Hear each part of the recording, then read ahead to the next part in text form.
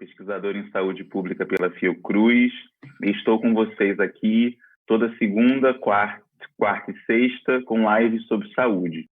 Hoje nós vamos discutir mais um tema importante com a Mônica Magalhães, que é pesquisadora também em saúde pública pela Fiocruz e vem participando de uma importantíssima pesquisa, que é a construção de uma plataforma de monitoramento da Covid-19.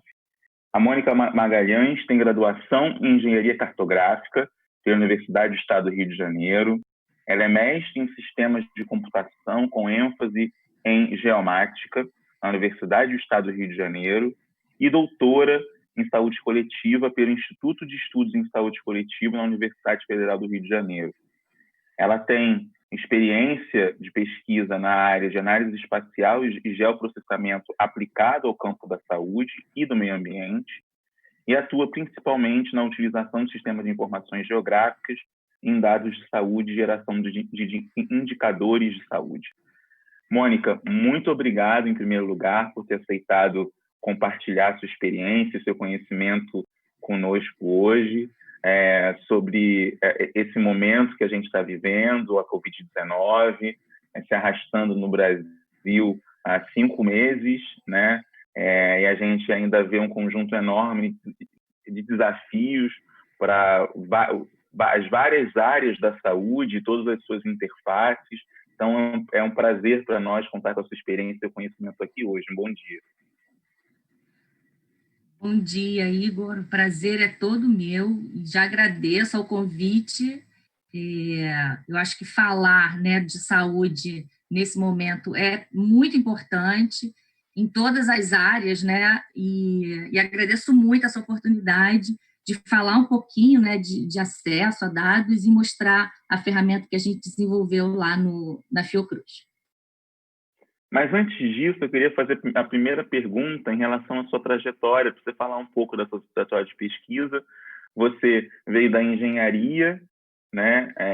Uma ciência exata, uma área dura, como a gente costuma chamar, e acabou indo trabalhar com saúde coletiva. Como é que isso foi se dando na sua trajetória? Como é que a questão da saúde foi aparecendo e como conciliar essa sua formação, né, de graduação também para a sua atividade de pesquisa no campo da saúde coletiva e particularmente da informação em saúde? Bom, eu costumo brincar que eu sou um ET, né, na saúde pública, porque a minha formação básica é engenharia cartográfica, né? Então, eu sou aquela engenheira que elabora e cria mapas.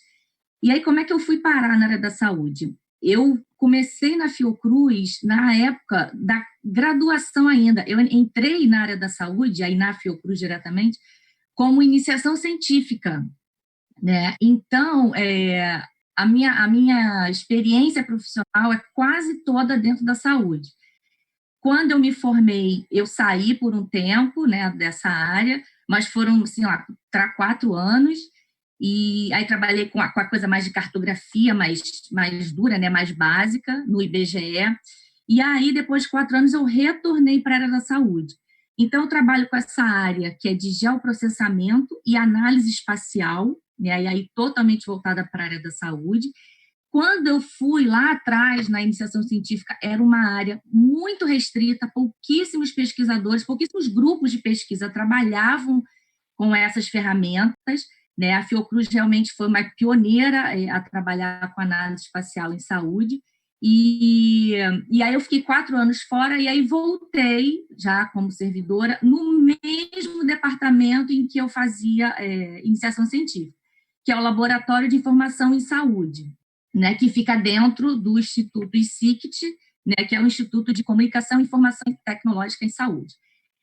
E aí, já lá como servidora, a gente, né, na instituição, a gente tem essa demanda de continuar na vida acadêmica, e aí eu fiz um mestrado, mas aí eu quis fazer um mestrado nessa parte de geoprocessamento ainda, porque eu queria me aprimorar mais das técnicas, e quando eu fui fazer o doutorado, eu falei assim, não, agora eu acho que eu quero realmente focar na saúde, porque a minha vida vai ser trabalhar em saúde. E aí eu fiz o doutorado, né, na UFRJ em saúde coletiva, mas sempre com essa visão, né, de mapeamento, de fazer análise espacial e trabalhar com geoprocessamento, que é a principal ferramenta, né, para quem faz esse tipo de análise, no campo da saúde. Como né, já estou há muitos anos e eu estou dentro de um laboratório e de uma unidade de informação, a gente acaba se apropriando de várias coisas, né? De um pouco de estatística, de banco de dados, e aí comecei a me apropriar mais da informação não apenas espacial, né? É óbvio que o meu foco é na espacialização da informação, mas aí eu comecei a me apropriar mais da questão de informação e de banco de dados. Hoje eu falo que eu sou muito mais da área da saúde do que engenheira, né? E isso só reflete um pouco o que as pessoas que trabalham com esse tipo de ferramenta, né, de geoprocessamento e análise espacial, são, porque a gente tem que juntar um pouquinho de cada coisa, né? E aí, ao longo da apresentação, a gente vai poder ver isso. A gente tem que juntar um pouquinho de cada área do conhecimento para analisar os agravos, né, os problemas de saúde. Né? Então, acho que isso foi um ganho, né, e um amadurecimento, né, de entender que a saúde não é só não ter doença, né, e sim uma coisa muito mais complexa que envolve, né, o cotidiano das pessoas. Muito bom. E ver que saúde não é só doença também, e ver uma outra dimensão que essa pandemia trouxe e ressaltou muito fortemente é a centralidade da informação, da necessidade do acesso à informação mais segura, confiável. E aí a minha pergunta é um pouco essa, para você falar um pouco de como é que se dá esse processo, né, de acesso à informação. Muito se falou sobre subnotificação, né? A gente teve toda uma discussão, a gente teve um conjunto de vai e volta de como notificar, ou mais ainda, né, de como reportar essas informações. A gente teve um conjunto, né, pelo governo, pelo Ministério da Saúde, de mudanças na forma de uso dessa informação. Mas eu queria que você falasse um pouco, do ponto de vista para quem está nos assistindo, como é que se dá esse processo, né, em linhas gerais, assim, né, de acesso à informação, ou mais do que isso, né, de construção desses bancos de dados a partir do qual os pesquisadores e gestores podem acessar para pensar políticas e estratégias públicas de saúde. Igor, assim, no Brasil, a gente tem um histórico, né, de organização dos sistemas de informação, né, no SUS. A gente já tem aí quase 30 anos, né, de sistemas de informações se consolidando, né? Mas óbvio que a gente tem problemas de acesso a dados, né? Mas eu acho que no Brasil a gente tem, né, ao longo dos anos, tentando construir uma política de disponibilização e acesso a dados. Mas né, nos últimos anos, mais recentemente, né, nesses 2 últimos anos, a gente realmente teve uma desconstrução, né, um pouco dos sistemas de saúde. Mas essa pandemia, eu acho que a Covid-19 trouxe, né, para a gente consegue ver como é importante a gente ter acesso às informações. E quando eu falo a gente, não é só uma instituição de pesquisa ou uma instituição que trabalha com saúde pública. Quando eu falo acesso à informação, eu acho que a gente deve prezar, né, que a informação chegue em vários níveis da sociedade, né? Tanto nos gestores dos sistemas de saúde, na esfera federal, estadual, municipal, quanto nas instituições de ensino e pesquisa, né? Aí a gente pode falar os professores, os estudantes, os pesquisadores, mas também a gente precisa preservar que essa informação chegue com qualidade aos profissionais de saúde, principalmente aqueles que estão lá na ponta, né, trabalhando nas unidades de saúde, mas também chegue à sociedade civil organizada, né, para que haja um controle social. Então, assim, a gente precisa cada vez mais dar acesso a qualquer área da sociedade, né, a dados, e aí são dados confiáveis e transparentes. Né? Eu acho que o problema que nós tivemos nessa pandemia foi essa transparência da divulgação dos dados. Né? É claro, a gente entende, né, que a pandemia veio atropelando os processos, né, porque tudo é muito rápido.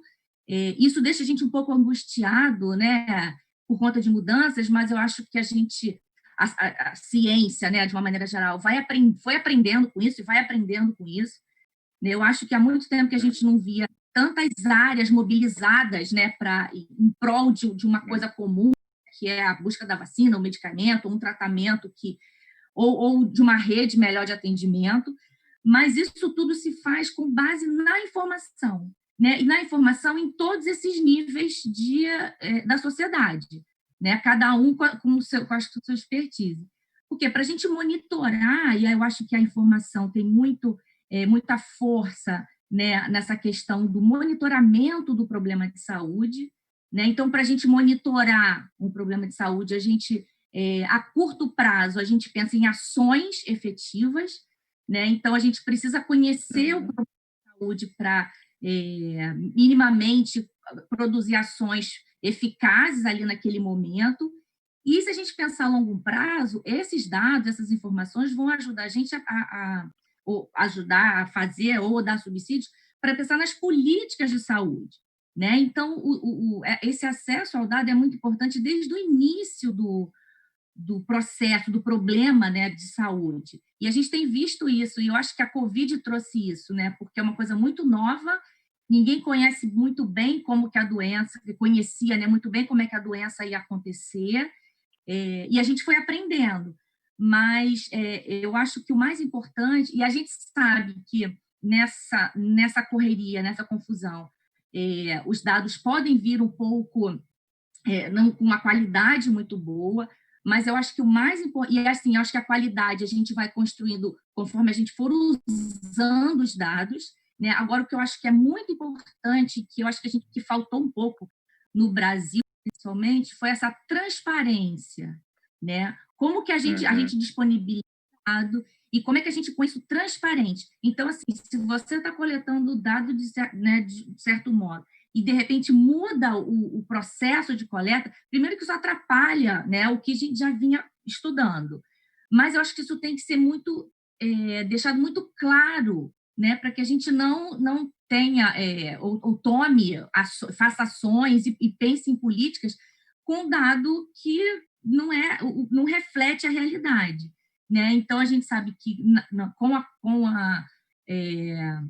a rapidez no que a coisa foi evoluindo, os dados podem não ser de boa, quer dizer, da qualidade que a gente espera, principalmente quando a gente compara com alguns outros agravos, né? Algumas outras doenças que já são mais consolidadas, mas o importante é que que a coleta e a disponibilização seja transparente e principalmente sistemática. Né? Você não pode, de um momento, tirar a informação. Você pode colocar informação a mais, mas retirar a informação, mudar o método, né, é muito complicado para quem está fazendo esse monitoramento da pandemia. Né?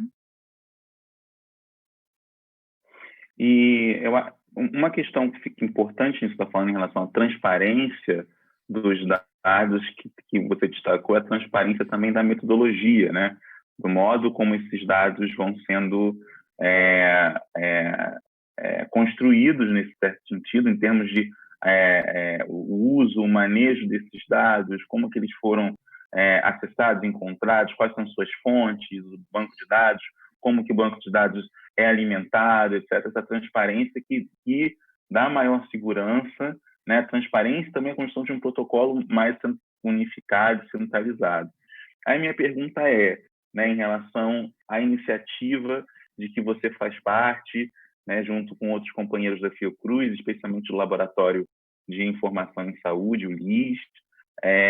Queria que você falasse um pouco dessa iniciativa do Monitora Covid, que busca prestar um serviço atualizado e com informações o mais transparentes e seguras possível nesse momento, tanto para jornalistas, para gestores, para a sociedade civil de maneira geral, enfim.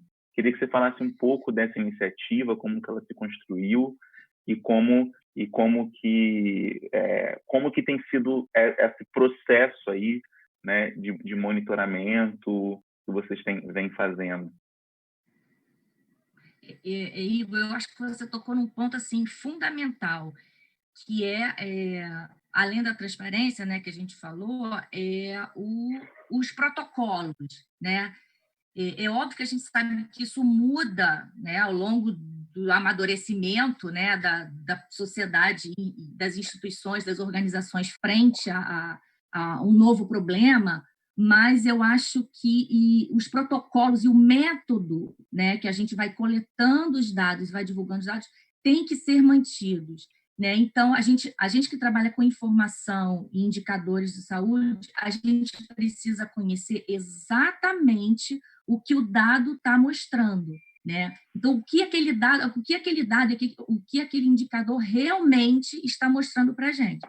Como a gente não tinha isso, né? Tudo muito novo, a gente não tinha isso, e a gente estava num laboratório de informação e saúde, veio essa ideia, né, de construir, né, um sistema para a gente tentar organizar. Na verdade, no começo, a gente estava tentando organizar os nosso pensamento, as nossas pesquisas em torno da Covid.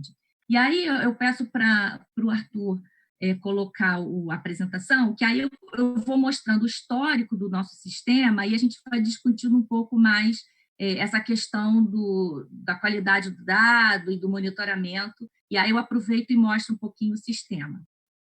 Ótimo. Nós já temos algumas perguntas aqui, mas você apresenta um pouquinho e aí eu faço. Tem uma pergunta já do Jorge, já vou falar para não me esquecer, que ele sente falta dos dados sobre a cidade do Rio de Janeiro, né?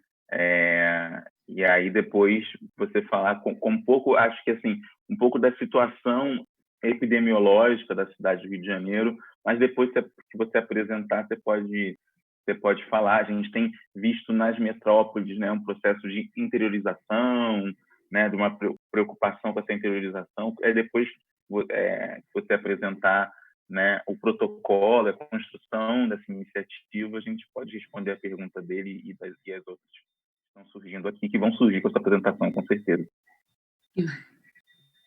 Ok. Não sei se ela já foi. Eu acho que ainda não foi, né?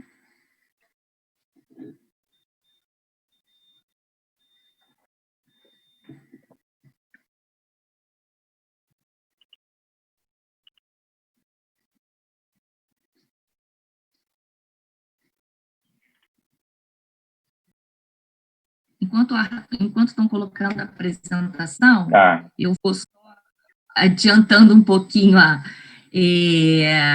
baseado na pergunta do Jorge, e esse sistema que eu vou apresentar, eu acho que a gente pode conversar depois, mas esse era, a partir da necessidade de a gente mostrar e ter acesso a disponibilizar dados do Brasil inteiro. Né? Então, a gente tem municípios, né, todos os municípios do Brasil, mas a gente não foca especificamente em um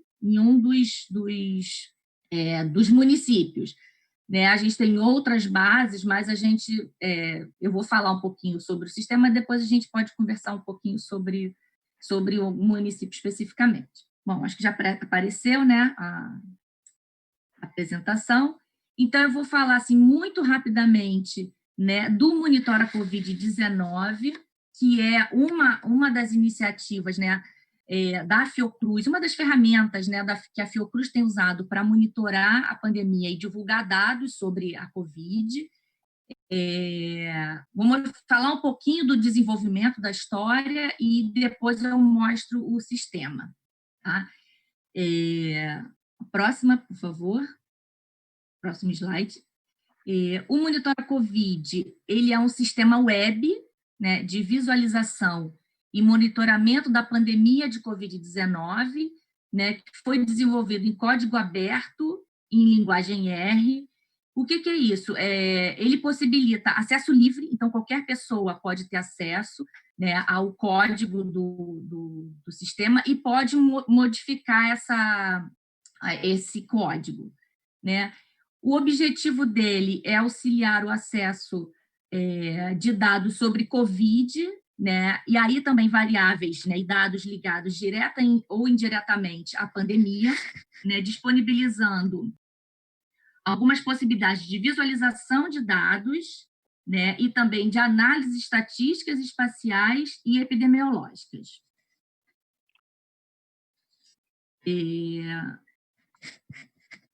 Ele foi desenvolvido no Laboratório de Informação em Saúde, né, que faz parte do Instituto de Comunicação e Informação Científica e Tecnológica em Saúde, né, da Fiocruz.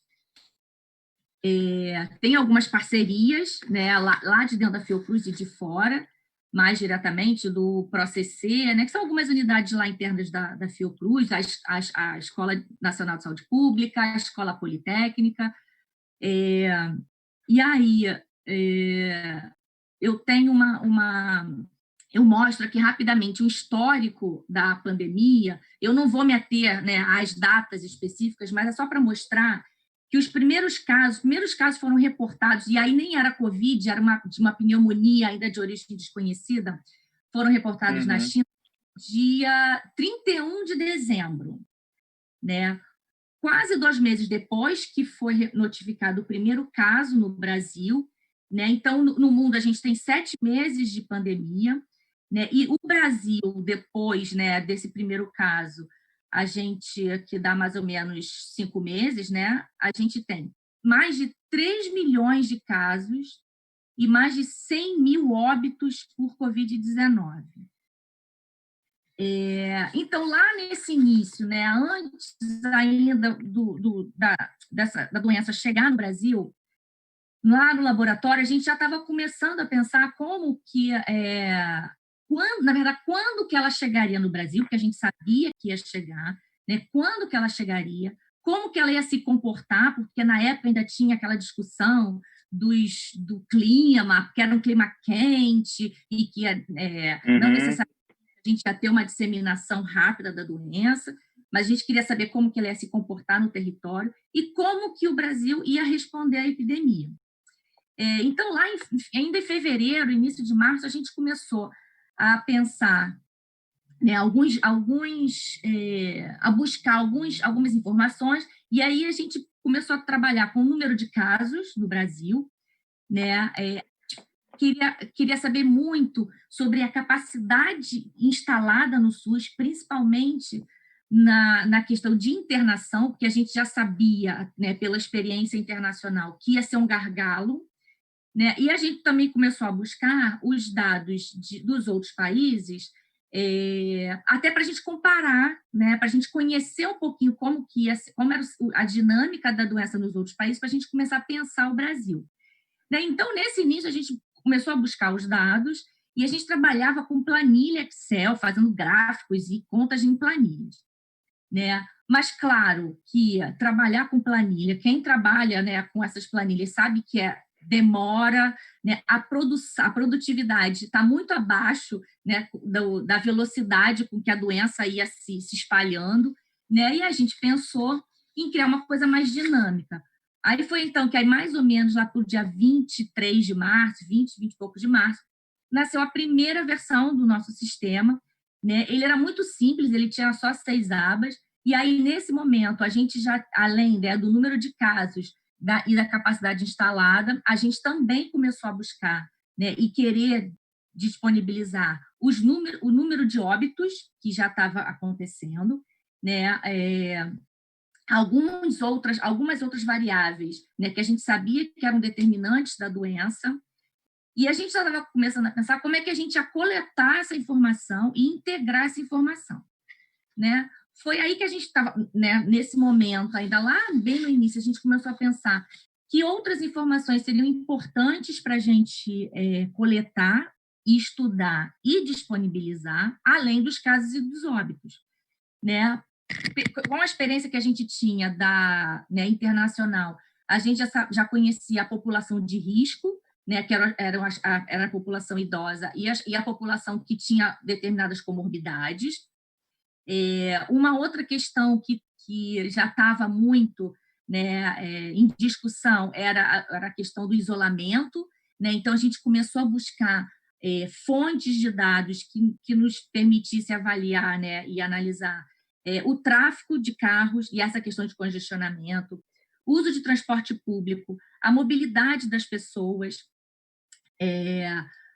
como que os municípios e estados legalmente estavam se preparando, aí toda a questão de leis e decretos de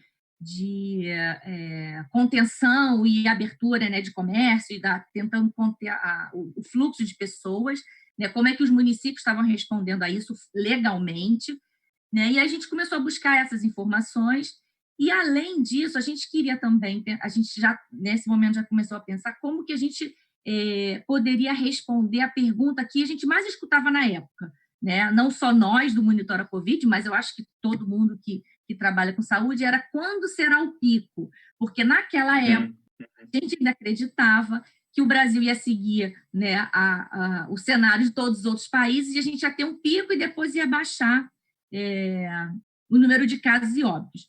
Hoje a gente vê que a gente não respondeu dessa maneira, né? A gente tem um platô há muitas semanas, a gente está com um platô muito alto, mas naquela época a gente ainda acreditava que a gente ia ter um pico e ia cair para o Brasil inteiro, né? Pensando no Brasil. E aí, com a gente querendo todos esses dados, a gente começou a se aproximar, né, dessas fontes de dados. O Ministério, e aí é uma coisa né, que a gente conversou um pouquinho no começo, do acesso ao dado. Nessa época, o Ministério ainda não tinha um painel ou um site que disponibilizasse os dados, né, de simplesmente casos e óbitos, né, de Covid. O Ministério ainda não tinha conseguido se organizar, e a gente viu que ao longo do processo, né, isso ainda está bastante complicado. E aí a gente começou a se aproximar de iniciativas que disponibilizavam esses dados, né? Então a gente se aproximou para buscar número de casos e óbitos do Brasil e de fora, né? A gente se aproximou de uma iniciativa que chama Brasil I.O., que é uma iniciativa privada, né? Não é governamental, é um grupo de pessoas, né, liderado por acho que é jornalista, inclusive. Ele montou um pessoal voluntários, na verdade, são voluntários, que eles vão todos os dias nos sites e nas vias de comunicação das secretarias estaduais de saúde e buscam diariamente o número de casos de óbitos e divulga isso no site. A gente se aproximou deles e eles disponibilizam isso de forma automática para a gente, porque o Ministério da Saúde não conseguiu ainda de maneira sistemática disponibilizar esses dados. É óbvio que tem um painel lá, mas o dado que a gente precisa não é aquele painel congelado que a gente enxerga. Para a gente manter um sistema desse, a gente precisa de um arquivo, né? Um arquivo que tenha lá todos os municípios, o número de casos e de óbitos diariamente. Então, a gente precisa buscar esse arquivo. Não adianta a gente olhar um painel congelado e estático, né? Então, e aí, além do Brasil I.O., a gente também foi buscar dados dos países, e aí o John Hopkins já tinha um sistema também bastante robusto que disponibilizava essas informações. E aí, para outros dados que a gente achou importante, da população idosa, de comorbidades, a gente se integrou, né? A gente foi conversar com o pessoal do IBGE e a gente teve uma reaproximação com o pessoal do IBGE, que foi muito importante. Eles têm muitos dados que são importantes para a gente entender, né, a saúde, né, de uma maneira geral, pensar em política de saúde.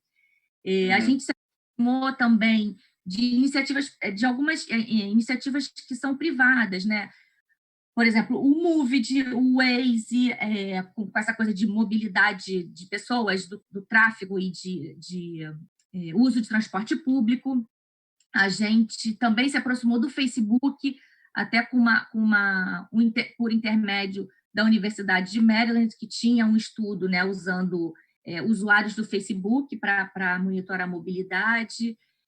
A gente se aproximou do Brasil, do Processê, que é uma unidade da Fiocruz, que também já tinha um sistema de hospitalização, né, por síndrome respiratória aguda grave, e aí eles focaram numa parte de Covid-19, e aí a gente foi buscando algumas iniciativas e grupos, instituições que fornecessem para a gente dados para a gente construir o nosso sistema. E aí, né, depois, né, desse início, a gente tem, né, depois aí de 5 meses de trabalho, a gente tem o Monitora Covid-19, que tem essa cara aí que aparece com um painel, né, com os dados aí por município, por estado, de casos e óbitos. E aí a gente já criou, né, a gente de 6 abas no começo, ela já tem mais de 20 abas, que foi crescendo ao longo desses 5 meses, conforme a gente foi entendendo e conhecendo um pouquinho a doença. Né? Todas aquelas variáveis que a gente achou que era interessante, que a gente acha, né, que são interessantes, a gente vai tentando, de certa forma, agregar ao sistema, para facilitar, eu acho que, no fundo, a gente quer facilitar que em um único local, né, em um único site, a pessoa consiga ver minimamente vários dados importantes para a Covid. Né? Então, a gente tem algumas abas, né, que indicam, né, que mostram, disponibilizam para o usuário, por exemplo, os casos diários. Então, a gente tem para todos os municípios do Brasil, estados e os países, o número de casos diário. Então, o usuário ele pode escolher, né, essa unidade geográfica de interesse, e ele vai olhar a curva de casos e óbitos diários. Tá? Uma outra informação também importante são os casos acumulados, né? Então, além dos casos por dia, a gente tem os casos acumulados, aí para a gente acompanhar um pouco essa coisa do pico, que não é mais pico, né? Mas a gente também, o usuário também é um platô. Se a gente olhar para o Brasil, é um platô. É óbvio que cada estado e cada município ele tem um comportamento diferente, e isso a gente pode ver usando os dados, né? Navegando um pouco pela ferramenta, aí a gente pode ver que cada município e cada estado tem um comportamento diferente, mas então o usuário ele pode escolher essa unidade geográfica que ele quer, o município, ou alguns municípios, até para ele comparar, também por caso diário, por casos acumulados. A gente tem uma outra aba que a gente pensou até lá atrás, no começo, né? Quando a gente começou a pensar a questão da interiorização da epidemia, foi uma questão que você também levou no começo. A gente sabe, né? A gente viu que a epidemia ela começou nas grandes cidades, até por conta da característica da doença ter vindo de outros países.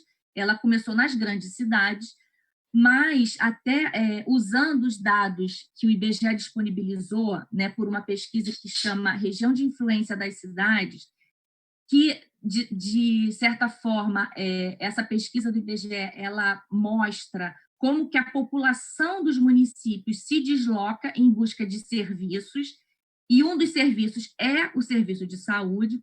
Então, a gente já tinha trabalhado com essa pesquisa já no passado, e o IBGE tinha uma pesquisa nova, e aí, assim, a gente, né, agradece muito ao IBGE, porque eles até anteciparam o lançamento dessa pesquisa para a gente, quer dizer, anteciparam a disponibilização dos dados, mesmo antes deles lançarem, porque a gente viu, né, que como as pessoas transitam nos municípios em busca de serviço de saúde, a gente sabia que essa doença ela ia se espalhar das grandes cidades para as cidades médias e para as pequenas cidades. Então, a gente já vinha discutindo isso, essa questão de que a doença ela ia chegar nas cidades pequenas, né, com um tempo mais, né, maior, ia demorar mais para chegar, mas certamente ia chegar. Então, essas cidades elas tinham tempo de se prevenir, né, de se organizar, porque, principalmente, essas cidades pequenas elas não têm o atendimento necessário, né, o suporte de saúde necessário para atender os casos mais graves. Então, a gente já sabia que essas pessoas, a doença ia chegar, e essas pessoas, esses pacientes, teriam que buscar serviços de saúde em cidades maiores. Então, a gente começou a mapear como que seria o fluxo dessas pessoas. Né? O SUS, né, desde sua concepção, ele já tem essa rede de atenção, né? Nem todo município tem um hospital e tem capacidade de ter um hospital, mas o SUS já trabalha com essa lógica de rede, né? Então, a gente sabia que os municípios menores precisavam se preparar, porque eles não iam ter leitos, iam ter que procurar as cidades maiores, e as cidades maiores já estavam com sua capacidade de internação instalada. Então, a gente mostra, né, nessa aba, esse percurso da doença nos municípios, de acordo com o tamanho do município, e aí o tamanho do município pensando no número de habitantes. E aí a gente tem um mapa do Brasil, né, para o usuário, ele pode escolher a área dele, dar um zoom ali na área, e ele vai vendo como que a doença como que a epidemia, né, foi acontecendo ali na sua área, né, do município de interesse, e aí você vê os pontinhos aparecendo, tem uma possibilidade de você usar um play, e aí você vai vendo os pontinhos aparecendo. Uma outra aba que a gente tem muito importante, que é medidas de combate, né, onde a gente mostra os decretos municipais e estaduais que foram sendo criados, tanto para conter a mobilidade das pessoas, e aí essa questão de fechar comércio, fechar parque, quanto a de abertura, né, desses serviços. E aí também o usuário pode muito facilmente comparar, né, tem acesso à informação, comparar a evolução dos casos e dos óbitos com essa evolução, com essa trajetória aí, né, das medidas de combate. E aí outras abas, né, que a gente foi colocando, mas pensando já em análise, não só disponibilizar dados, né, mas como que a gente começa a analisar esses dados. Aí um deles foi a duplicação, que a gente chama de velocidade da epidemia, né, que a gente vê em quantos dias os casos e os óbitos dobram nos municípios e nos estados, e nos municípios, nos estados e nos países. Então, isso dá para a gente uma ideia de como que a pandemia, como a epidemia está rápida, porque você imagina que a cada dobra, né, cada vez que tem mais casos e dobra, quer dizer que a gente está andando muito rápido com a epidemia, e aí o usuário também pode ver isso por município e por estado, né, e comparar esses dados aí pela unidade de interesse. A gente tem um outro modelo que a gente também calculou bem simples, para o usuário entender um pouquinho. Eu acho que agora essa aba do fator de crescimento ela está até um pouco já desajustada, porque lá no começo a gente queria entender como que aconteceria a doença no território nacional se a gente seguisse os cenários de outros países. Então, a gente fez um modelinho matemático que calculava como que o Brasil estaria se a gente seguisse o padrão da Itália, ou da Espanha, ou do Reino Unido. A gente está, hoje em dia, né, a gente evoluiu de uma maneira muito diferente, ou os Estados Unidos, por exemplo. A gente evoluiu de uma maneira muito diferente, os países conseguiram conter, né, a sua pandemia, e o Brasil continua nesse platô louco, mas era um modelo que a gente tinha usou bastante. Um outro que a gente tem usado também é tempos epidêmicos, também é um modelo, né, um modelo estatístico que a gente que mostra para o usuário, né, também por município e por estado, é um indicador que mostra a concentração de casos e óbitos, e aí o usuário consegue ver aonde, né, em que período, em que semana que a gente teve uma maior concentração de casos e óbitos na região de interesse, né, e a gente tem também uma aba que tem as notas técnicas. que são, a gente pega esses dados, assim, o pessoal que desenvolve, né, a equipe que desenvolve, mais alguns parceiros, eles pegam esses dados do Monitora Covid e aí integra com outros dados disponibilizados e a gente cria notas técnicas. Né? A gente entendeu, Igor, que lá atrás a gente entendeu que a gente precisava disponibilizar esses dados, era importante a gente disponibilizar, a gente dar acesso a qualquer cidadão, né, a dados, mas também a gente entendeu que tinha que ser uma coisa muito rápida. Então, a gente viu que a rapidez de um artigo científico não dava conta, né, da gente chegar na sociedade. Então, a gente resolveu criar notas técnicas, porque é uma coisa muito mais ágil, né? Então, a gente criou muitas notas técnicas usando esses dados e com uma discussão, né, do que estava, do que vinha, né, na mídia ou que vinha como política, né, fecha o comércio, abre o comércio, volta às aulas, não volta às aulas. Então, a gente foi criando como é que a doença se interiorizou, como é que a rede de atenção foi dando conta dos pacientes. Então, a cada nova tema que foi acontecendo, a gente foi meio tentando criar uma nota técnica, mas para deixar a população, né, mais perto, né, dessas análises. E aí, depois desses 5 meses da pandemia, o sistema hoje tem 10 fontes de dados diferentes, né? Então, assim, é um desafio diário, né? Porque a gente não vai a cada fonte de dados buscar o dado, a gente tem programas, né? É tudo por programação, a gente vai nos sistemas e baixa aquelas informações, a nossa programação calcula os indicadores e coloca os gráficos e as tabelas disponíveis para o usuário. Então, cada modificação que é feita na fonte original, a gente precisa mudar toda a programação do nosso site. Então, por isso que trabalhar com dado do Ministério, né, é complicado, porque até muito recentemente o Ministério não tinha ainda uma base de dados coletada de maneira coletada e disponibilizada de maneira sistemática, né? Porque às vezes a simples mudança do nome do campo da tabela atrapalha tudo.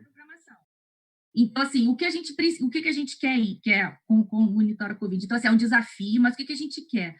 Que é o nosso compromisso, na verdade, né? Desde o começo. Fornecer dados, né, para qualquer cidadão, para qualquer parte da sociedade, seja institucional, seja de pesquisa acadêmica ou uma sociedade civil, fornecer dados de forma transparente, no mesmo padrão e confiáveis, né? Eu acho que esse é o nosso desafio, é o nosso compromisso, cada vez mais tentar melhorar esse processo, né, de disponibilização de dados, porque a gente acredita realmente que a informação, né, só a informação vai colocar a sociedade a par, né, e cobrar, né, o que é de direito. Né? Então, esse é o nosso sisteminha. Aí eu convido todo mundo, né, todos os usuários que estão ouvindo a gente, posso até colocar depois, disponibilizar no Instagram lá, do Memória, o link. Aí, assim, eu convido sempre todo mundo a navegar, né, porque eu acho que é uma boa fonte de dados confiáveis e que integra um pouquinho dados, não só o dado de caso, né, mas sim algumas outras variáveis que são importantes para a gente entender esse fenômeno, né, desse problema de saúde, né, que não é só uma doença, mas é um problema de saúde muito amplo e bastante complexo, né? Então, eu convido todo mundo a participar e fico à disposição aí para as perguntas.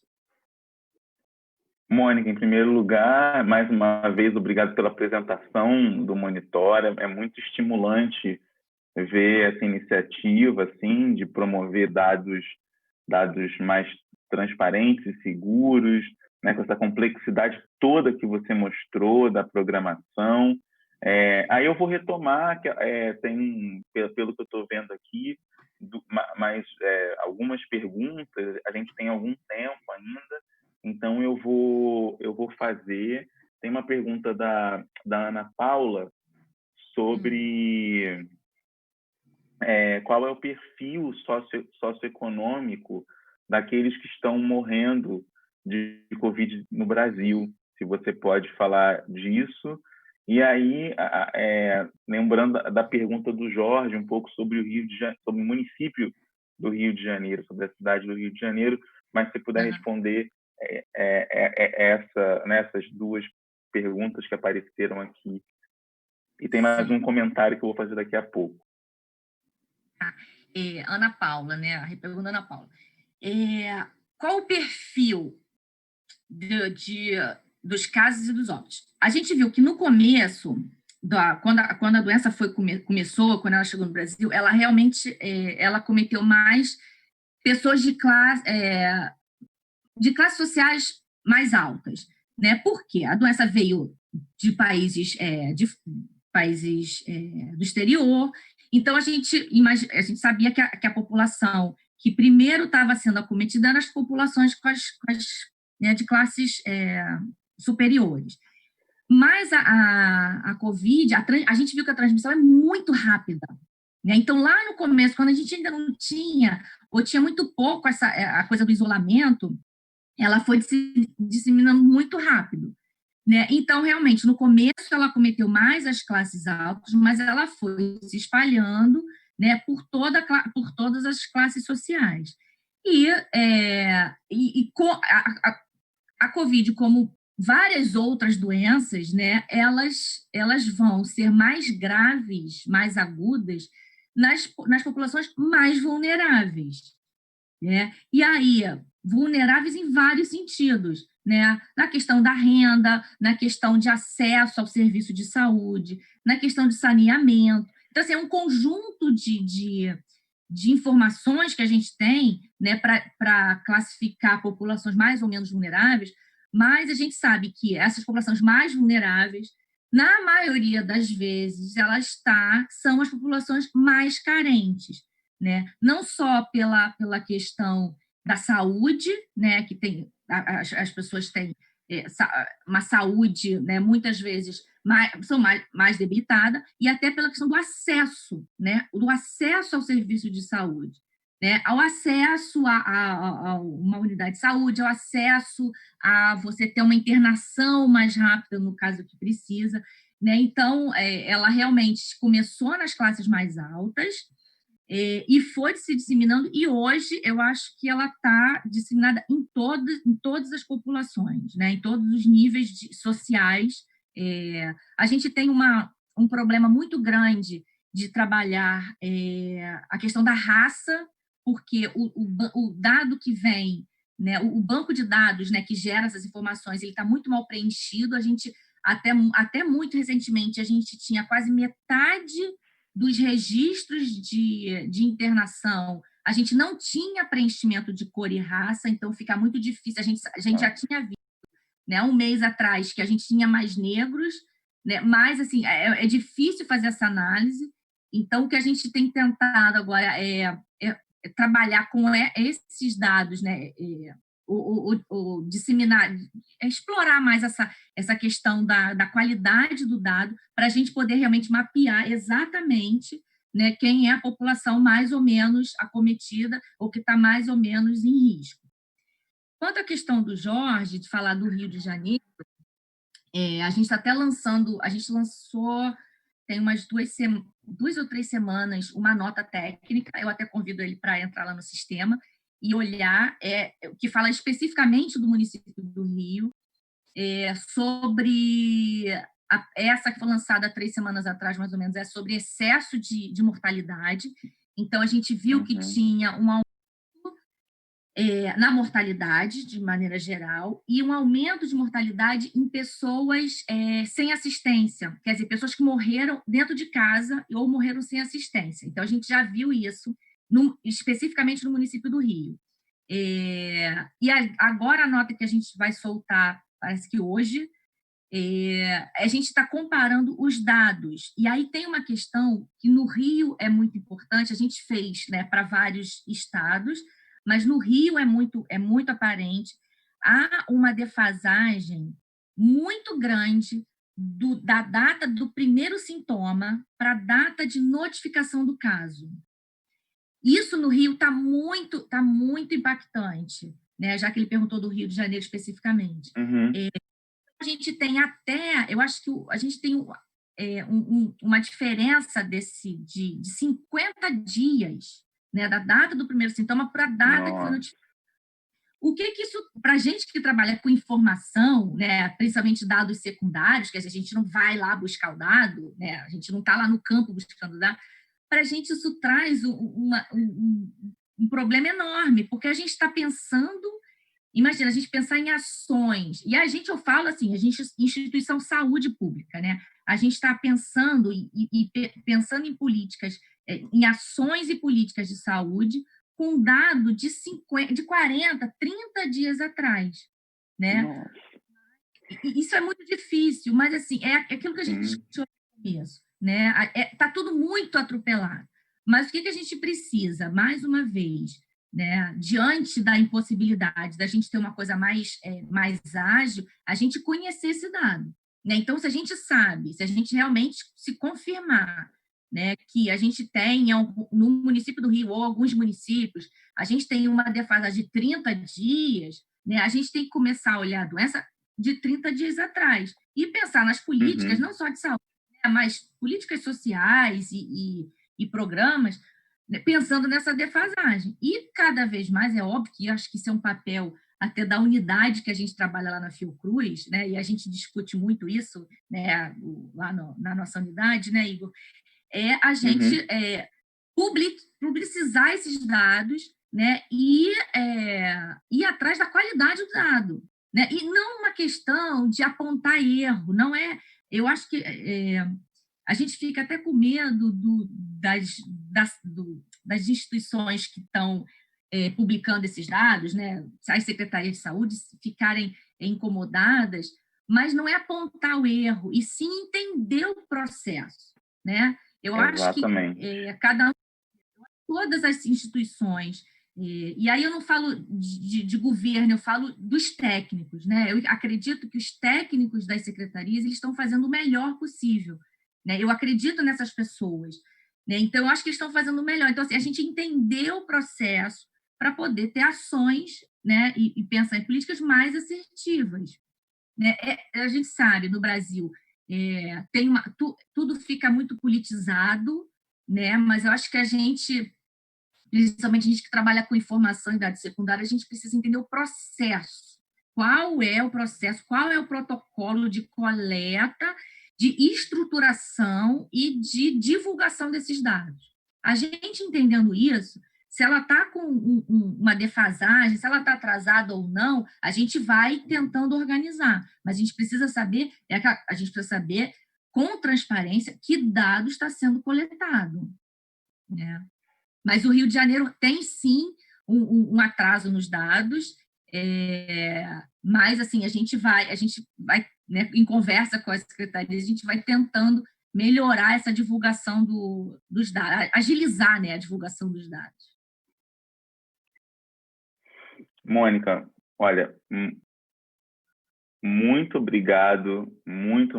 A gente tinha um conjunto grande aqui de perguntas ainda, e comentários, enfim, por exemplo, o perfil da idade, sobre, né, vários comentários ainda, mas infelizmente não vai dar tempo. A gente pode futuramente fazer uma outra, né, para essas dúvidas, Claro, mais uma live. Eu sei que são mais muitas, uma.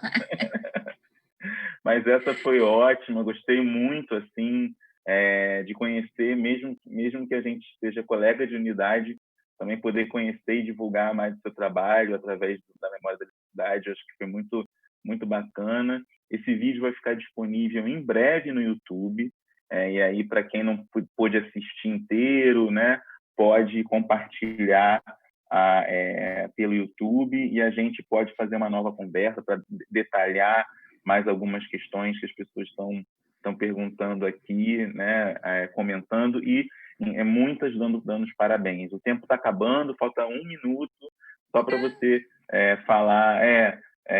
suas considerações finais. E muito obrigado mais uma vez por compartilhar sua experiência, seu conhecimento e também parabenizar a sua dedicação ao Sistema Único de Saúde. Muito obrigado mesmo.